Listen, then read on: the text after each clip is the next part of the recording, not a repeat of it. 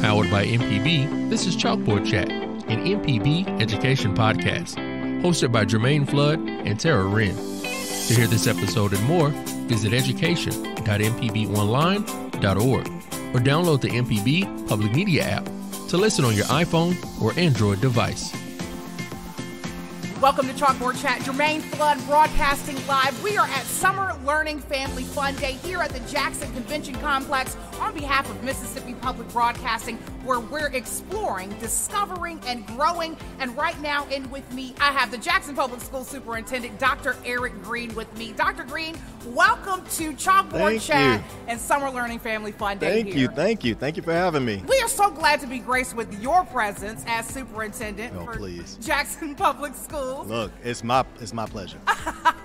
I'm just glad to have you here. So let me know how excited you are to be joining us here for Summer Learning Family Fun Day 2022. Wow, listen, first, I love my Saturdays. So, to have this event and have this opportunity to hang out with some of our youngest friends and their families and all of our partners and all those who care about young people, who care about their futures and their present, and getting them off to a great start. It's just a wonderful opportunity to just hang out and bask in the sunlight. It's a wonderful day, wonderful summer day here in Jackson, and we've just got all the beautiful people out here. It's going to be a good day. Right, and we're so glad to have you here. Now, when it comes to Jackson Public Schools, we are a tight partner with you all, of course, coming from the capital city. So I know you all just maybe broke for summer. How excited are you for your summer coming up? But I know you've got plans for the fall. Yeah, for those who don't know, the summer for the central office folks, it's a different kind of thing. We're working harder trying to get ready for the next year. Right. We've got summer programs running and excited about that. They'll run throughout the month of June. But we've also got lots of facilities, projects, and things that are happening. We've got hiring that's happening. We've got enrollment of our scholars that's happening over the summer. Just lots of planning, lots of readiness to bring our scholars back and give them excellent educational experiences. Right. No rest. I'm going to take a break, but there's really no rest. I already know, because of the fact that you all had just received this $9 million grant to expand pre-K access. Yes. And so I already know summer planning is going in full force behind Full this. tilt. Tell me about this grant and what it is that it's actually going to help to serve the students of Jackson. So it's a Mississippi Early Collaborative Grant. It's an opportunity for Jackson Public Schools in partnership with other early childhood education providers in this area to bring our hearts and minds together, our resources, our capacity, and really think critically about what it means to educate our youngest scholars, to get them off with a really strong start, which is one of our key commitments in our strategic plan. And so we're excited to be a part of this collaborative, to have the funding, $9 million over these 3 years. You can really do some pretty powerful work. So we'll be using it to increase our capacity. We will hire more folks, hire teachers and assistants in that, but also lots of training will help us to share some of our best practices with some of the other early childhood providers, but also to receive some from them. The whole goal is, one, to expand early childhood seats, but also to increase our quality of early childhood education. By doing that, there's no reason why any of our scholars shouldn't enter kindergarten and move on through their schooling ready to do some pretty amazing things. And it's up to us to get them started. And, there's tons of research, tons of data to show that with a strong early childhood education, scholars can do pretty much anything. Right. We're setting them up for success with this. That's exactly what it's about. It's setting them up for success. We spend so much money, so much time, energy, resources trying to intervene when we don't set them up for success. When we don't get it right early on, then we spend all of this time with tutoring and after-school programs and just all sorts of resources that are utilized to try to teach some of those skills that could have been taught well the first time around. So that's what this is about. And it's also about lifting up the partnership. I want to stress that. It's not just a Jackson Public Schools thing.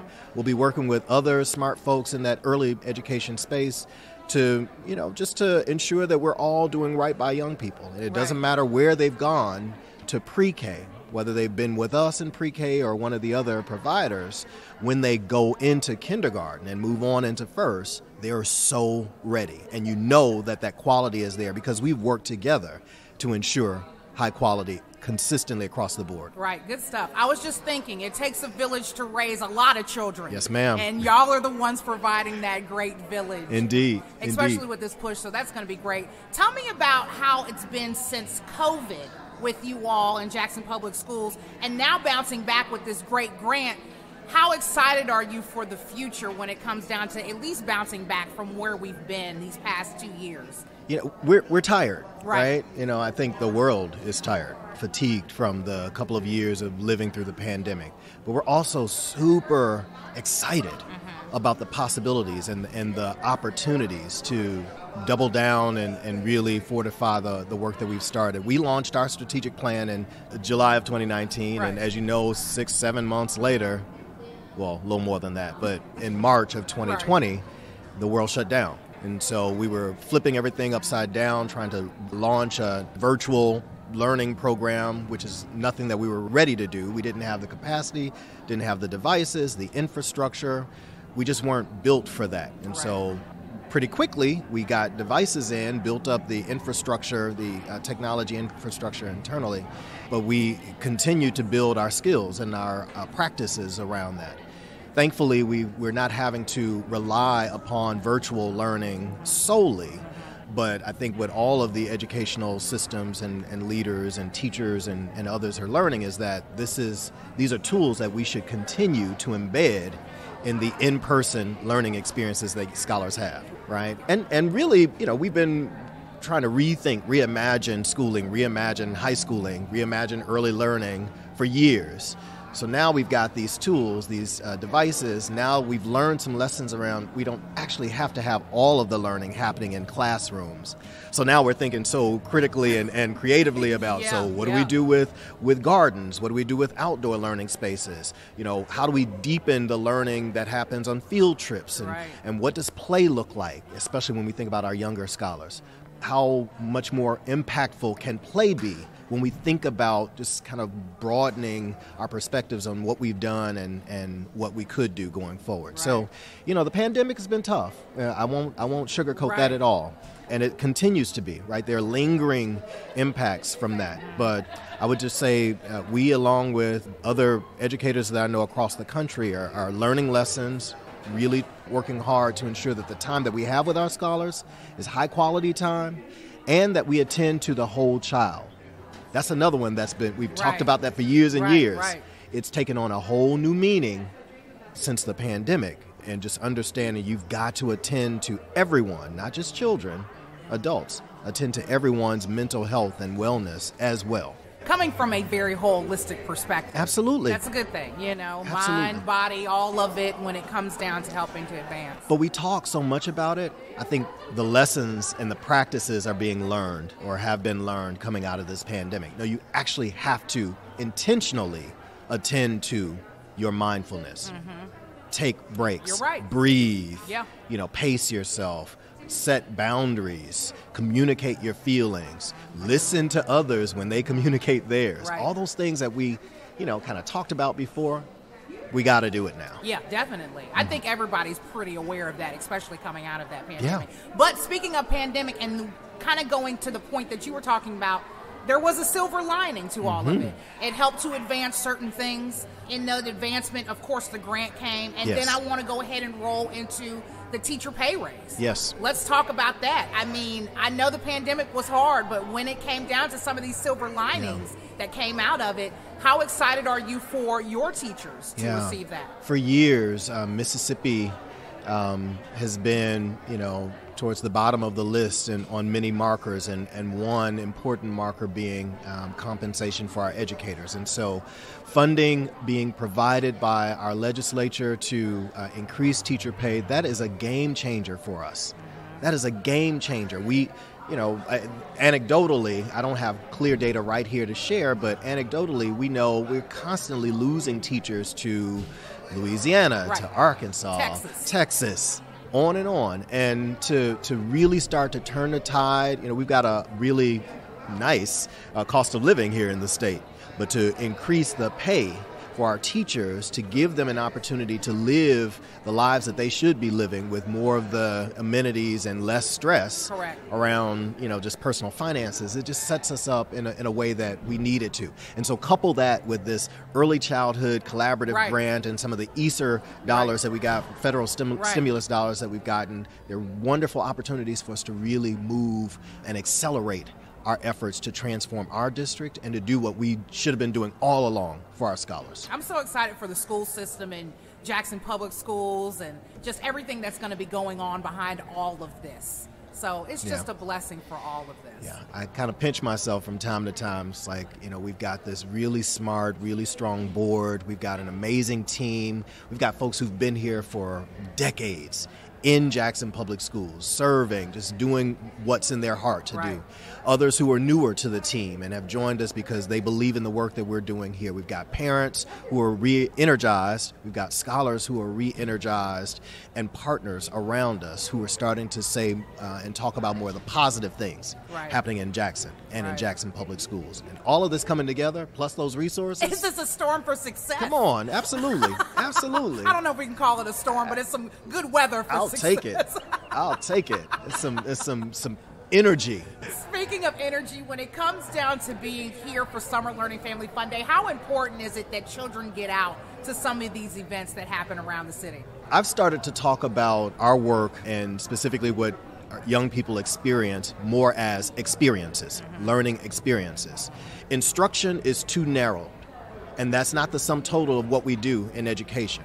Sure, there's some direct instruction that happens in classrooms, but it's really important to create these kinds of experiences for young people to get out and about, to see some things, to hear some things, observe, take some experiences back, talk about them in show and tell, talk about them with mommy, daddy, grandma, grandpa, whomever, right? These are the kinds of things that help to build awareness of what's going on in the world, help to build vocabulary as they get out and move around in the world. These are the kinds of things that kids growing up with greater resources, they bring these experiences with them into the classroom. And so as they're reading a story, it's like, oh, my mommy took me to the beach, blah, blah, blah, blah, blah. My grandma took me to the store and we did X, Y, or Z. You add all of those experiences to the learning that happens in the classroom, and it just hastens. It really accelerates that learning.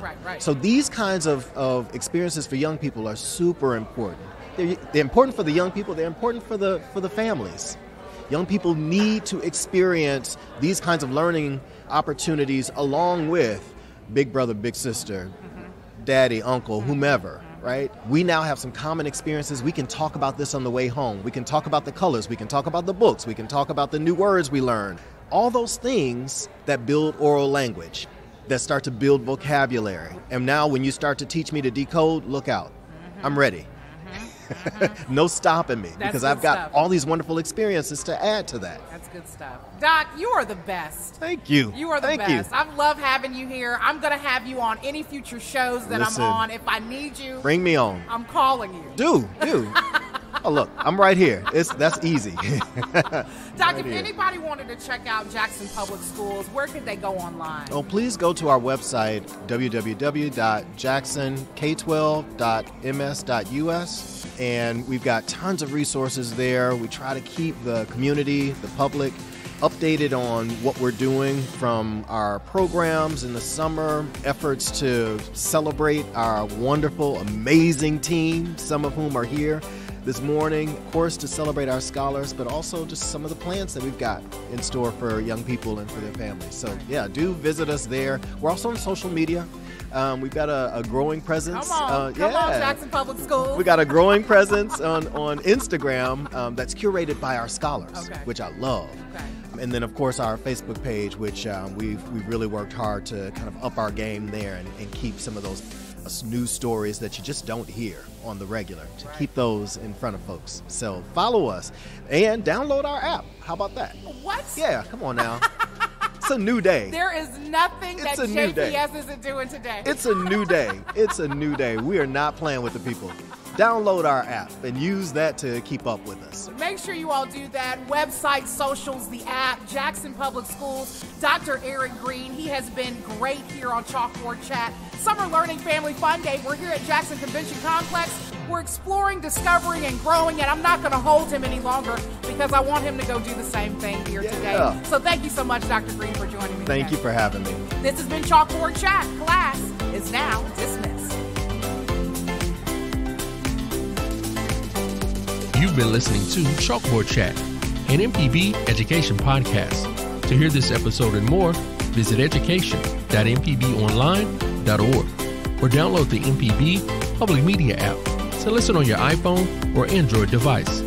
This podcast is hosted with love by ACAST.